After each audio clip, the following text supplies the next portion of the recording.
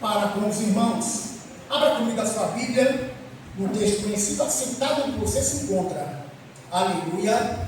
Lucas capítulo de número 8, versos de número 40, 41, 42 e 43. Lucas capítulo de número 8, versos de número 40, 41, 42 e 43. Assim está no Santo Livro. Aleluia. Os que acharam, digo amém. Amém. E aconteceu que quando voltou Jesus, a multidão o recebeu, porque todos o estavam esperando.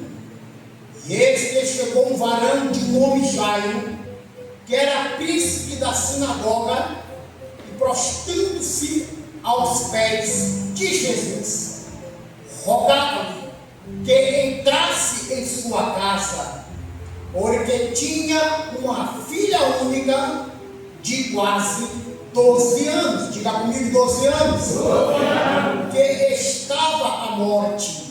Verso 43, uma mulher que tinha um fluxo de sangue havia 12 anos. Diga comigo, 12 anos. 12 anos. E gastara com os médicos todos os seus haveres, e por nenhum pudera ser curada.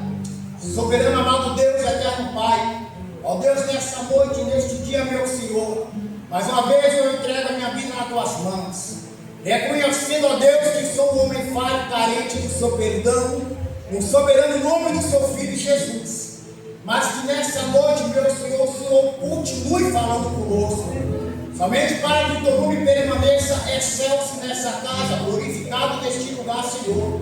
Portanto, tão atentamente nessa noite, aleluia, somente na tua presença, Pai, para que teu Espírito encontre guarida nessas mentes, e que a tua palavra, aleluia, encontre um alvo nesta noite, neste lugar. É o que oro acreditando em nossa vitória no nome de Cristo. De qual modo, meu Senhor, repreendo toda a expectativa humana, tudo aquilo, ó Deus, que vem contra a sua vontade, eu repreendo nessa noite e neutralizo no soberano nome de Jesus. Os que assim concordam, digam comigo, graças a Deus. Queridos amados irmãos em Cristo Jesus, quando nós nessa noite abrimos a Bíblia Sagrada, livro do qual escreveu o querido médico Lucas, sabendo nós que ele é o 42º livro da Bíblia, com seus 24 capítulos e seus 1151 versículos. Este evangelho, queridos amados irmãos, ele é evangelho que está no grupo dos evangelhos sinóticos, ou seja, de sinopses no grego, aqueles que se têm a mesma visão, aqueles que se entendem que foram vistos da mesma forma, aqueles que nós entendemos que houve o mesmo relato. E este evangelho aqui que nós lemos nessa noite, ele vai trazer no seu bolso, aleluia, no seu conteúdo, a vida de um homem que ele vai se distinguir de todos os outros da Bíblia. Eu sempre acho necessário, importante, quando nós vamos ministrar a palavra do Senhor, trazer essas informações aos ouvintes, para que você entenda a profundidade, a longitude da palavra do Senhor. Lucas tinha como seu ofício, aleluia, como médico, o qual a própria Bíblia Sagrada nos diz em Colossenses capítulo 4, verso 14, onde o apóstolo Paulo diz: saudai o amado médico Lucas. Mas nós também sabemos que Lucas era conhecido como historiador, que conhecia das histórias do povo judeu. Esse mesmo Lucas, queridos amados, também conhecido, aleluia, pela sua forma, pela sua escrita. Alguns entendem que ele era mestre também naquilo que ele escrevia.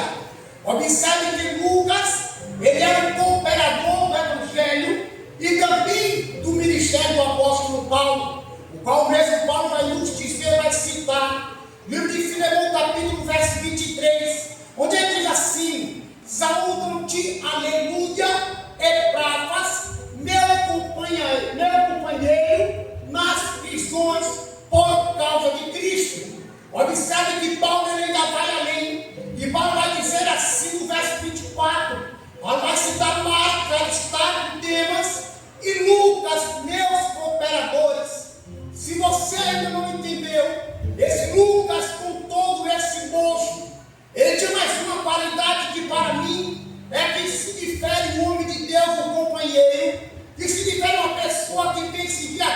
exercitou algum ministério. Observe que Paulo vai dizer acerca disso, aleluia, quando Paulo vai dizer que ele foi fiel até o fim. Onde ele diz, 2 Timóteo, capítulo 12, verso 11, ele vai, somente Lucas ficou comigo. Ele está demonstrando que Lucas ficou com ele até o fim, que Lucas não havia o abandonado. A expressão somente Lucas comigo ficou logo nos arremete a entender que outros o haviam abandonado, que outros haviam deixado o apóstolo Paulo. Todo aquele que está na obra, todo aquele que está militando em favor do Senhor, é normal ele ser abandonado pelo ar de fervor que nós temos conhecimento.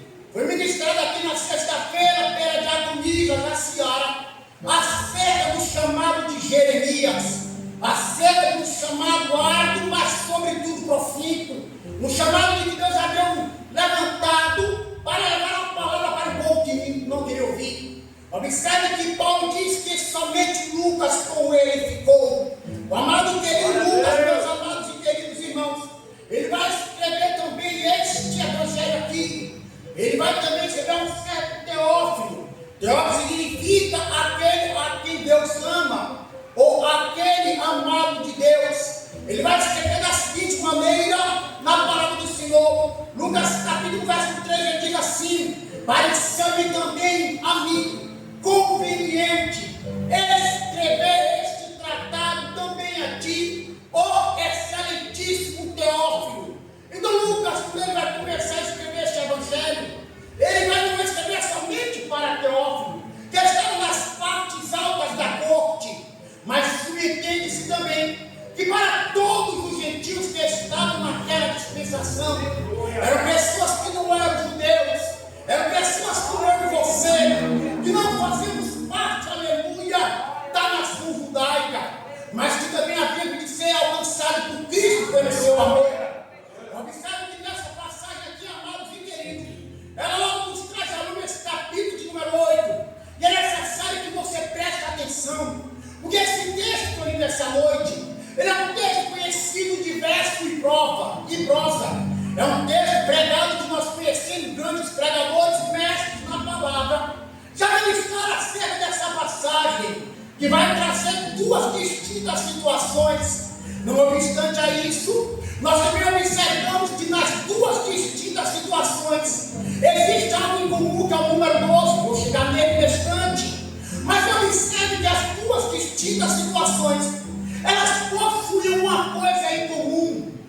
E o que estava em comum era justamente que as situações distintas e diferentes em sua origem tinham somente uma solução. E a solução que elas tinham era justamente Cristo Jesus. Era justamente Ele que era a solução para ambas. Mas quando nós nessa noite fazendo menção, observe que esse capítulo de número 8 vai nos mostrar que Jesus está chegando, aleluia, em uma certa localização. Jesus está vindo de Decápolis. Decápolis significa as 10 cidades.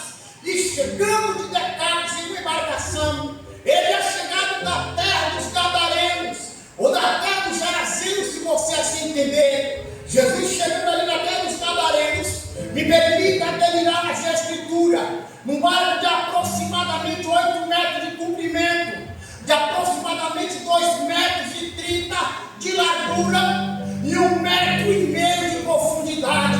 Foi um barco como esse, segundo os historiadores, que alguns que se encontram no Museu de Jerusalém, que Jesus chegou na cidade de Gadara. A cidade de Gadara, o seu nome, a sua pronúncia parece ser incerta do seu original. Não se deu entendimento da etimologia do que de fato significa Gadara. Os emissários deram uma província, justamente de Decápolis. Mas alguns estudiosos entendem que a expressão Gadara, ela significa lugar forte, lugar de fortaleza, lugar fortificado. Quando eu estava lendo sobre isso, o Espírito Santo de Deus, que está na minha vida e na sua, ele me fez entender uma coisa,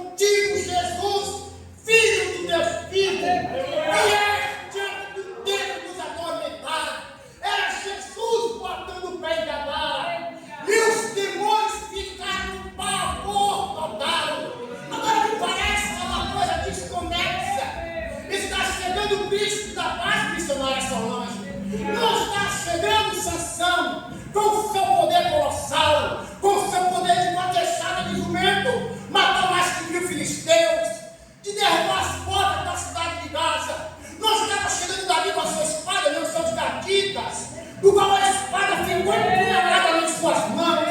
Não estava chegando o grande exército de Israel. Não estava chegando ali Saul com a sua espada, a sua altura, a sua aparência física. Era o homem mesmo que chegava aí na barra, que aparentemente não apresentava perigo algum, mas quando ele botou os pés em Gadara, os demônios ficaram com medo, os demônios ficaram aterrorizados, os demônios, aleluia, ficaram assombrados. É como está escrito em Tiago 2,19: tu crês que amas a Deus, fazes muito bem, porque os demônios, eles creem e estremecem. Já me está dizendo, meus amados, que quem crê que Deus existe, faz bem por demais, faz bem, aleluia, ao público, se crê que Deus existe. Mas Tiago vai além. Ele diz que os demônios, aqueles que nós ficamos receosos quando entramos em batalha com eles, Tiago diz que os demônios não somente creem que Deus existe, mas eles também se estremecem. A expressão estremecer aqui, elas nos fazem entender da pessoa que sente pavor, da pessoa que sente medo, da pessoa que tem medo daquilo que está vendo. Jesus botou os pés em Gadara. Os demônios, aleluia, apavorados ficaram. Isso, aleluia, de 1 João, capítulo número 3, verso 8. Para isso se manifestou o Filho de Deus, para desfazer as obras do diabo. Jesus chegou em Gadara, as obras do diabo foram a pique, aleluia. As obras do diabo foram a pique. Observe João 5,17. Jesus vai dizer assim: o meu Pai trabalha e eu também até agora trabalho. Jesus, meus amados e queridos, me permita lá no dele aqui. É como se Jesus estivesse chegando na tua vida, no teu problema, na tua dificuldade, naquilo, aleluia, que você está sendo afrontado pelo nosso adversário Satanás. O que eu entendo que quando Jesus Cristo chega, de fato alguma coisa acontece. Eu gosto dessa expressão, porque vai nos trazer a lume que a presença de Jesus em nossa vida, no nosso cotidiano, tudo ela vai mudar. Jesus havia agora saído da cidade, da província de Gadara, e chegou agora em uma localidade que nós não vamos encontrar neste capítulo número 8, mas segundo Eusébio de Cesareia, um dos pais da igreja, um dos que fazem parte da patrística, Eusébio de Cesareia vai dizer que de fato aquele onde Jesus chegara, onde ele agora havia colocado os seus pés, ele ia comigo para dentro do texto. Jesus saiu da embarcação de Gadara. Quem estava lá endemoniado agora ficou livre. Família que estava lá destruída agora foi restaurada. Os demônios deram linha, deram pé, aleluia, na manada de povos, se precipitaram, aleluia, do penhasco abaixo, foram afogados no mar. Mas observe que agora, observe que Jesus não para. Jesus não estava satisfeito. Deixa eu logo lhe dizer nessa noite: aquele que começou a boa obra há de terminar. Jesus não vai deixar a obra na sua vida incompleta. Jesus não vai deixar a nossa. Aleluia, Senhor, para concluir. Ele não vai decantinar a ele não vai deixar incompleta a sua obra na sua vida. Segundo Eusébio de Cesareia, este lugar que Jesus agora chegara era um lugar também regido por Satanás.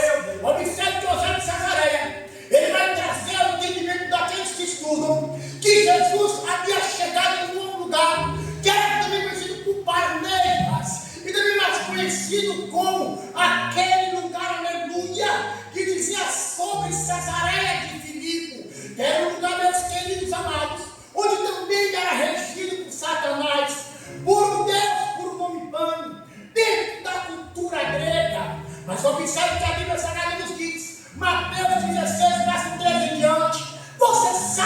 multidão que está inserida ali. Você sabe de qual é salteado.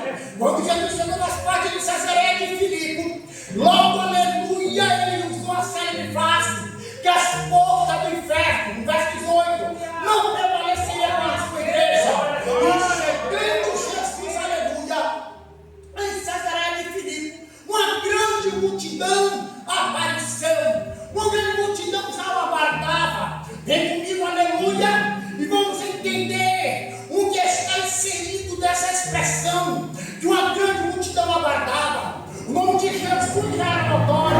Já se falava de Jesus nas cidades circunvizinhas, adjacente, não somente em Cafarnaum, que era o seu quartel-general, mas também nas outras cidades que estavam à beira do mar da Galileia, nas cidades que estavam nas montanhas. O nome de Jesus era conhecido, e todo aquele que conhece Jesus, aleluia, ele não consegue ficar longe de Jesus, ele não consegue ficar distante do Mestre. Todo aquele que teve uma experiência, ou que ouviu falar do Nazareno, do meio do Nazareno, que ouviu falar sobre ele, logo quer conhecer melhor, quer ir onde ele está, quer passar por onde ele passou. E observe que uma grande multidão estava já o esperando. Em Marcos capítulo número 14, verso 13, verso 14, no verso 13 diz assim: Jesus, ouvindo isso, retirou-se dali no barco para um lugar deserto, apartando, e sabendo o povo, seguiu a pé de cidade em cidade. No verso número 14 diz assim: e Jesus saiu e viu uma grande multidão. O que está escrito aqui em Mateus é que Jesus fez outra. Era necessário ele refazer as suas forças. E ele saía para estar só, ou com seus discípulos, para que ele pudesse lhes ensinar, para que ele pudesse lhes doutrinar. Porque foram somente 3 anos que Jesus ficou na terra, depois que começou seu ministério aos 30 anos de idade. Mas era necessário ensinar aqueles homens de como eles haveriam de fazer com que o mundo todo o povo fosse povoado. Então Jesus ele se retirava, mas Jesus ele não tinha descanso. As multidões queriam ver Jesus, as multidões queriam que Jesus tocasse, eles queriam, aleluia, que Jesus fizesse algo por eles, que Jesus entrasse na sua vida, que Jesus resolvesse o problema de alguém. Mas, amados e queridos em Cristo, quando Jesus lá chegou, neste lugar destino por Eusébio em Cesareia, apareceu um homem que era conhecido por Jairo.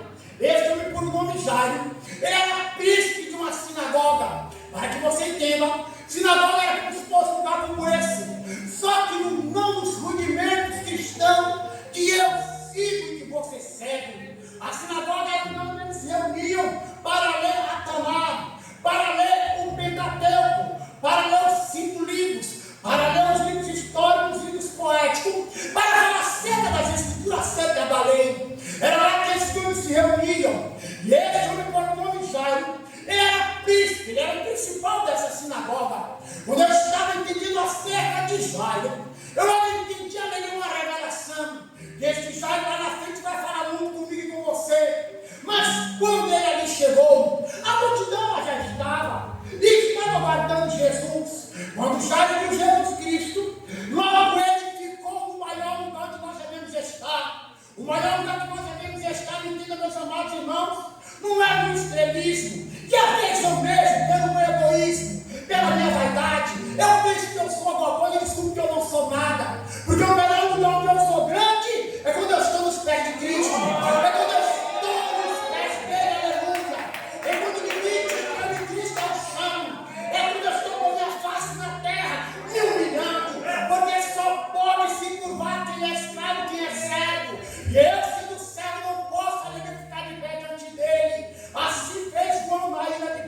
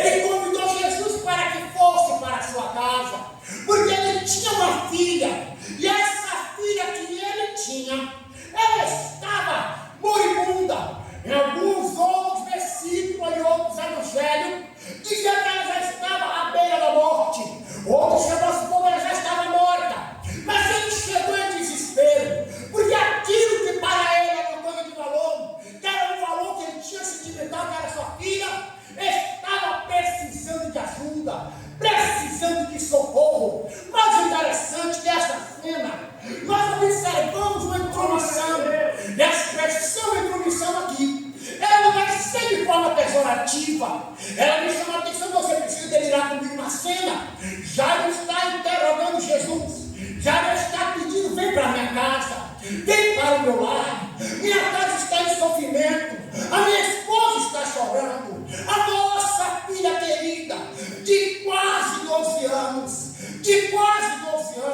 ela está a morrer. Mas neste interrogatório, observe, aleluia, neste clamor, que o amor de uma mulher, que não se sabe o nome dela na história, mas ela é conhecida como amor de uma mulher do fluxo de sangue. Essa amor de uma mulher parece que ela foi mal educada, parece que ela cortou a fila, porque eu vejo que um tempo aqui delírio nas escrituras, uma mulher se arrastando pelo chão, uma mulher se arrastando com suas poucas forças, e falta me tempo para a expressão que ela tem um fluxo de sangue.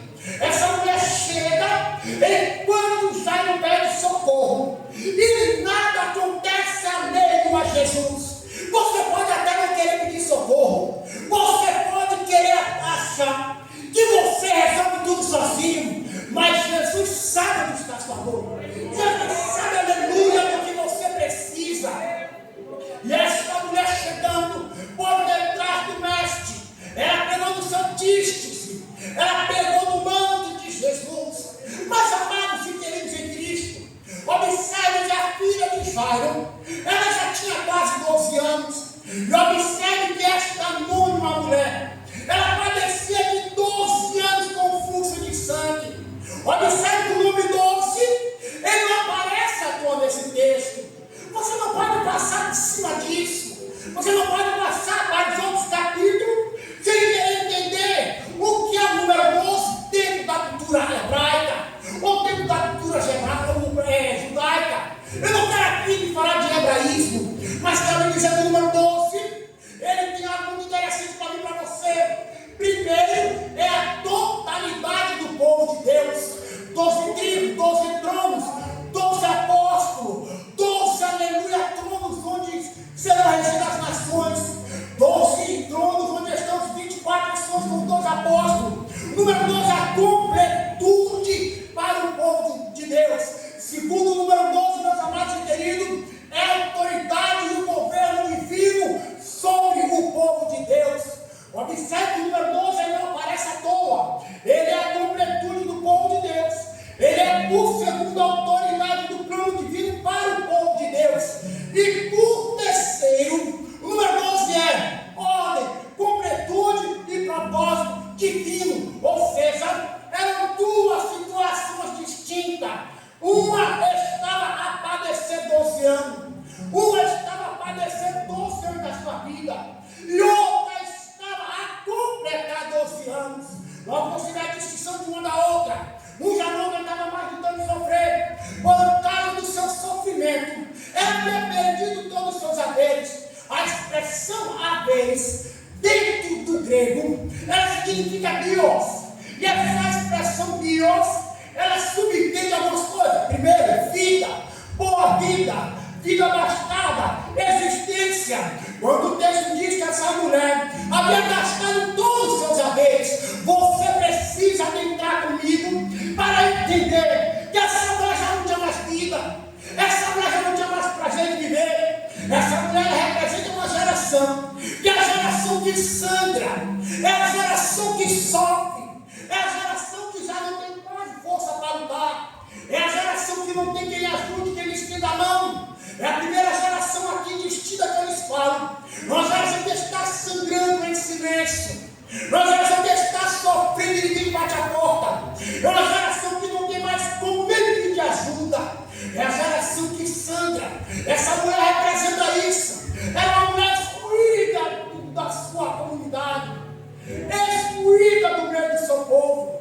A Bíblia Sagrada nos diz aqui, observe nessa noite que diz o nome do Senhor. Em Números capítulo 5, verso 2, diz assim: ordena aos filhos de Israel que lancem fora do arraial todo leproso e todo aquele que padece de fluxo de sangue. Quando as mulheres tinham seus ciclos normais, Elas não iam para este lugar. Elas ficavam dentro de suas casas. Porque o fluxo normalmente era conhecido por 7 dias. E ela ficava dentro da sua casa. Mas quando esse fluxo era de uma forma anormal, ela deixava ficar neste lugar. Alguns chegam a dizer que o nome do lugar era Arraial das Imundas, onde ficavam os leprosos e ficavam as mulheres que tinham fluxo de sangue normal. Essa mulher não perdia o seu sangue, ela perdia seu vigor físico. Ela perdia sua força. Me permita explicar nessa noite. Essa mulher perdia a sangue pisado. Onde essa mulher ia, as moscas seguiam. Porque ela não tinha mais dignidade alguma. É a geração que sangra. É a geração, aleluia, que sofre. É a geração, aleluia, que está ao fim, aleluia, de desistir de tudo. A segunda geração, meus queridos amados, é a geração que dorme. Essa geração que dorme, observe, é uma geração que ela tem tudo. Ela possui tudo. Ela tem tudo que quer. Porque existe a abastança financeira. Existe ato sentimental. Quem aqui não ama um filho, quem aqui nunca foi amado por uma mãe, quem aqui nunca teve lá onde gera nele harmonia, onde gera nele proteção, é essa segunda geração aqui. Mas é uma geração que dorme e está perto da morte, está perto de perecer, está perto, aleluia, de partir para outra existência. Lucas capítulo 8, versículo 2, Jesus diz assim: não chores, porque a menina não está morta, ela tão somente dorme.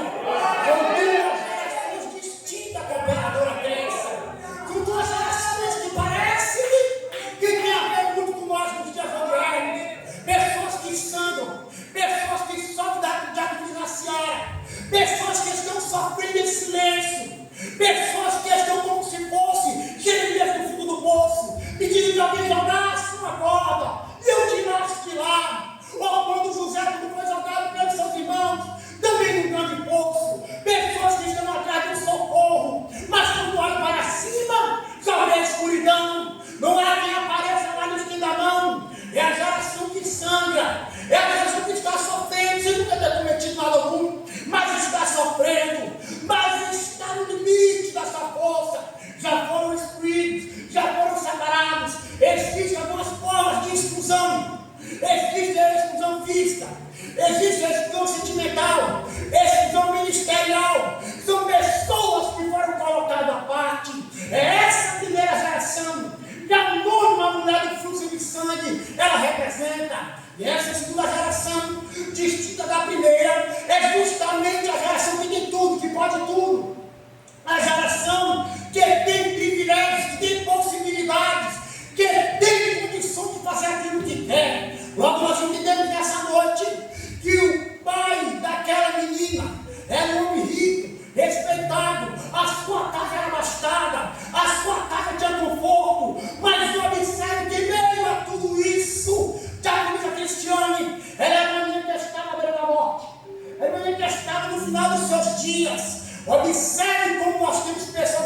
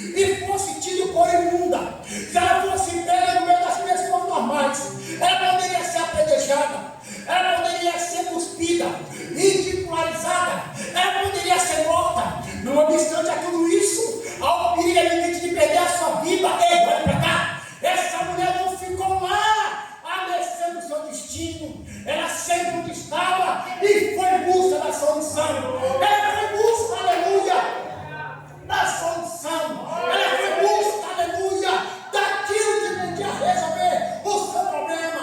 Marcos capítulo 27, a Bíblia diz assim, aleluia, achando disseram, todos te buscam, Senhor, todos estão te buscando, porque nós sabemos que é Jesus que está a solução dos nossos problemas.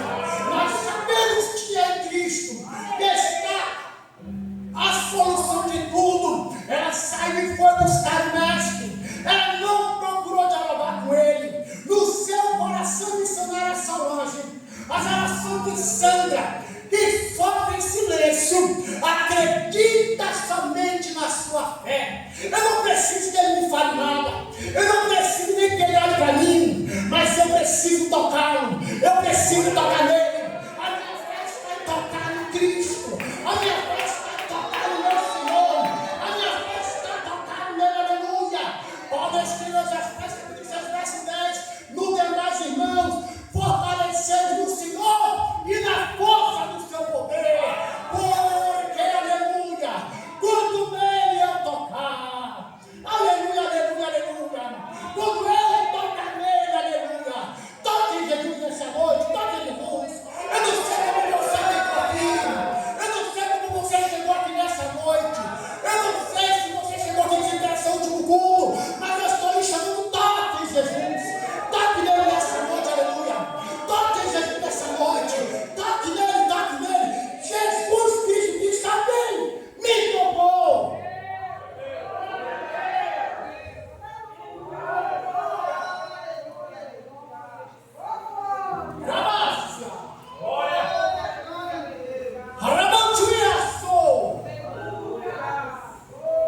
Alguém me tocou, calada, fé, chuminácia, amácia, aramaiaçou, kadosh, kadeshá. Alguém me tocou como, mestre? Tu diz que alguém te tocou. A multidão te aperta e te comprime. A multidão se acotovela para chegar perto do Senhor. Todos te tocam. Alguém me tocou diferente. Alguém me tocou diferente, aleluia. Alguém me tocou diferente. Por que, Senhor? Por que de mim? Que está dizendo é Jesus. Por que de mim? Aleluia. Por que de mim? Aleluia. Ele está dizendo dele.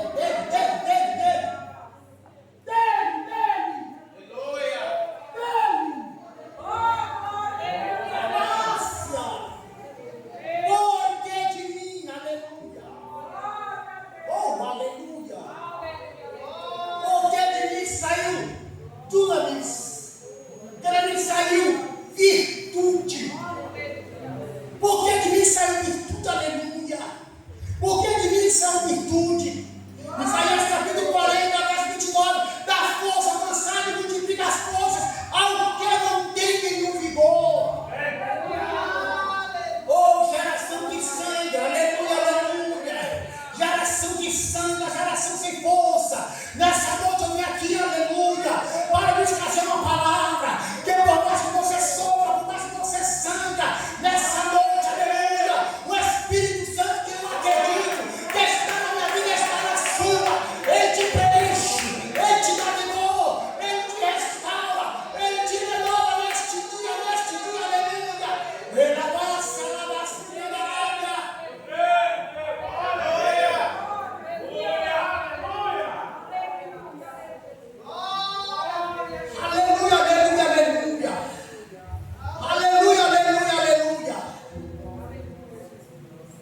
Paulo chega a dizer acerca dos meus amados e queridos em Cristo.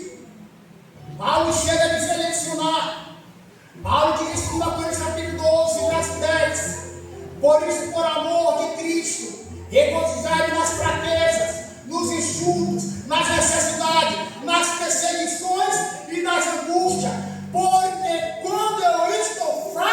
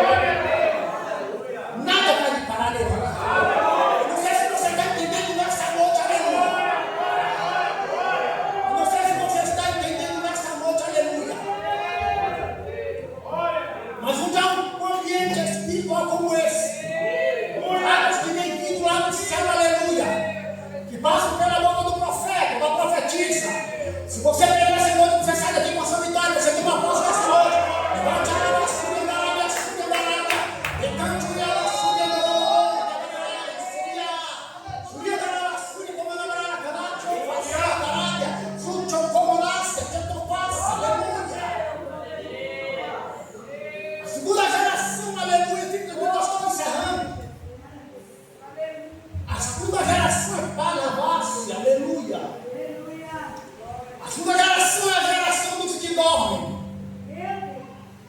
É dos que dormem. A expressão dormir, ela tem alguns significados, tanto no hebraico como no grego.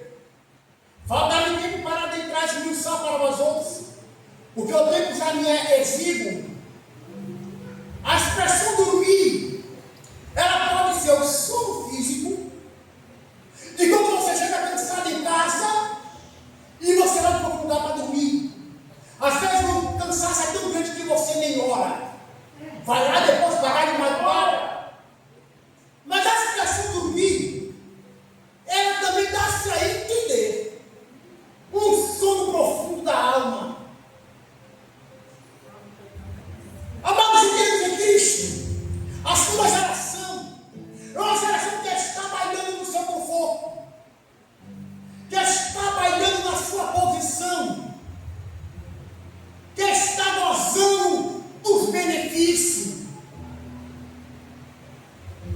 mas que está dormindo. Que está dormindo. A Bíblia Sagrada em Atos capítulo 20, verso 9, parafraseando o versículo, a Bíblia diz que estava um certo moço por nome Eutico. Estava em um lugar onde Paulo estava pregando. Só que Paulo era um prolixo, talvez como eu, não me colocando igual Paulo, que eu não tenho condições nem de amarrar as alpargas da cidade de Paulo. Mas Paulo talvez fosse, como disseram os filósofos, um tagarela, um paroeiro, ou um homem que conversa demais. O versículo diz que Paulo estendeu demais o seu sermão, que o sermão de Paulo passou do limite. E esse moço, por um momento, que ele estava na janela. Logo eu entendo duas coisas aqui. Quem está na janela não está dentro e nem está fora. O perigo de nós não estarmos localizados onde Cristo quer. E por um discurso de Paulo ser extenso, o versículo nos diz que este moço dormiu e caiu da janela. Agora tem comigo um jovem que estava acompanhando o sermão do grande homem Paulo. Talvez ele ficou entediado com o que Paulo falava. E ao cair no chão, o Espírito saiu dele. Alguns estudiosos dizem que Lucas estava lá e registrou tudo. Por isso que Lucas converteu a Cristo. Porque viu, aleluia, o moço cair por causa do sono. E Paulo tocar nele e dizer: não temas, está vivo, porque o Espírito acabava de voltar para ele. Então ele representou a geração das pessoas que dormem. Efésios 5, verso 14, Paulo diz: desperta tu que dormes, levanta dentre os mortos, e Cristo Jesus te esclarecerá. Se você atropelar um versículo, você não aprende. Se você ficar ignorante, você não vai aprender. Paulo está dizendo, Efésios 5:12, desperta tu que dormes. Agora me esquece uma coisa, é como se Paulo estivesse vendo alguém já dormindo, já babando, já roncando, e Paulo diz: desperta dentre os mortos. É que tem pessoas que estão ao nosso redor que já morreram. Tem pessoas que estão ao nosso redor, querida Adriana, que já morreram. E a geração que está dormindo, Paulo diz: desperta tu que dormes. Glória a Deus. Sai do meio dos mortos. Aleluia. Levanta do meio dos mortos. Que Cristo Jesus te esclarecerá. Vai trazer luz ao seu entendimento. A Bíblia Sagrada diz, Mateus 25:5, e tardando o noivo, todos querejaram. É uma geração que já não aguenta mais esperar. É uma geração que já não aguenta mais o tempo da promessa se cumprir. É uma geração, aleluia, que está dormindo, ao sono se aproximando da morte. Em 1 Tessalonicenses capítulo 5, verso 6, Paulo diz assim: não durmamos como os demais. É duas gerações distintas. Uma já cansada de sofrer. Uma já sem força. A outra com todo o vigor físico, com toda a apogeu da força, mas morrendo. Duas gerações distintas. Uma tem força, mas está morrendo. A outra não tem força, mas está lutando para viver. Duas gerações distintas. Até que o meio Nazareno, o rei Eloíma, a Misaete Ratate, aleluia, o Filho do Deus vivo, aleluia, o Deus encarnado da terra chegou. Jesus Cristo é a solução como para uma geração como para a outra. Jesus é a solução para tanto os que já padecem há 12 anos, tanto para aqueles que estão morrendo com 12 anos. Há uma completude divina para a minha vida e para a sua. A sua vida e a minha não é obra do acaso. Nós não chegamos aqui de paraquedas, nem eu nem você. Você só resistiu até agora porque a mão de Cristo está estendida para você. Porque Jesus atentou a tua vida. Aleluia. Porque Jesus, aleluia. Paulo vai escrever em Gálatas 3,13: Cristo nos resgatou da maldição da lei, fazendo-se maldição por nós. Você só está aqui porque a maldição era para mim e para você. Jesus carregou no seu ombros. Você só está aqui, aleluia, porque a maldição não te pega, a maldição não te toca, a maldição não chega. Porque alguém maior, muito maior, veio lá da eternidade, pegou a maldição e deixou você livre, aleluia. Paulo vai dizer em Filipenses 1:21, olha o que Paulo diz: porque para mim o viver é Cristo e o morrer é ganho.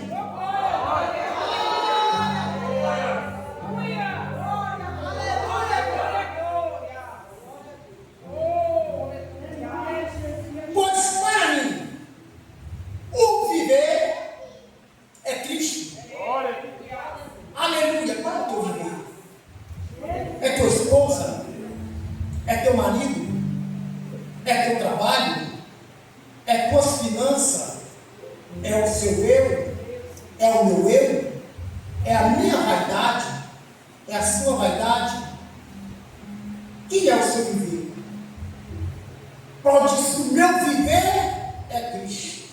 Ele diz que o morrer para ele é ganho. Parece uma coisa que não há conexão. Porque ele fala que viver é Cristo, mas se ele morre, ele ganha. Porque Paulo sabia que quando nós morremos para o mundo, nós nos aproximamos de Cristo. Só Jesus pode resolver tanto a geração que sangra como a geração que dorme. Quanto a geração que sangra, quanto a geração que dorme. Paulo escreveu em 2 Timóteo capítulo 4, verso 18. Paulo escreve assim de maneira de exortação: o Senhor me livrará de toda má obra e guardar-me-á para o seu reino celestial. Para que Jesus Cristo me livra de toda má obra, que talvez alguém faça para mim, ou que eu mesma faça, ou que eu mesma viva. Ele vai me livrar, só Ele pode me livrar. Se eu santo ou se eu turno, Ele que me livra e me leva para o seu reino celestial, para um lugar onde não há choro, onde não há dor, onde não há lágrima, onde há um repouso eterno nele. Aleluia, só Jesus pode mudar a minha e a sua história.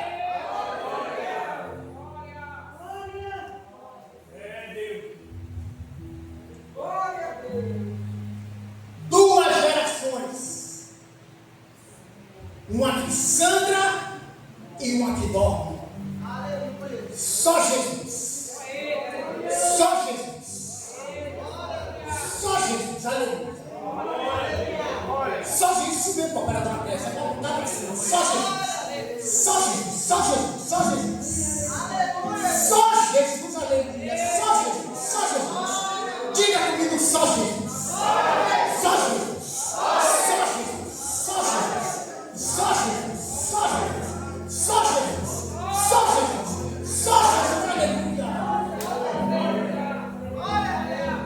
Ele vai escrever 1 Pedro 2,9. Vós sois geração eleita, sacerdócio real, nação santa, povo adquirido para anunciar as virtudes daquele que vos chamou das trevas para a luz e mostrar as suas maravilhas. Só quem é geração eleita, só quem é geração santa, só quem é escolhido, aleluia, para levar o nome dele, aleluia. Você não vai parar, você não vai parar, você não vai se derrotar em nome de Jesus. Eu quero usar a autoridade que é investida sobre a minha vida, sobre o meu ministério, sobre essa igreja, para dizer como profeta na sua vida, que você não vai parar, você não vai se derrotar, nada vai fazer você parar a caminhada, porque você, aleluia.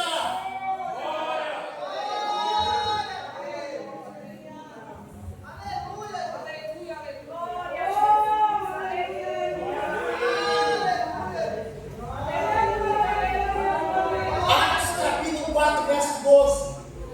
O apóstolo Pedro, aleluia, não quis ficar de fora. O apóstolo Pedro diz assim: e em nenhum outro há salvação, porque também em nenhum outro nome debaixo do céu há em que nós possamos ser salvos, senão no nome de Jesus, e esse o Cristo. Uma geração que sangra, uma geração, aleluia, que dorme. Jesus é a solução para a sua vida. Jesus Cristo é a solução para você. Fique de pé em nome de Jesus, aleluia. Fique de pé, fique de pé.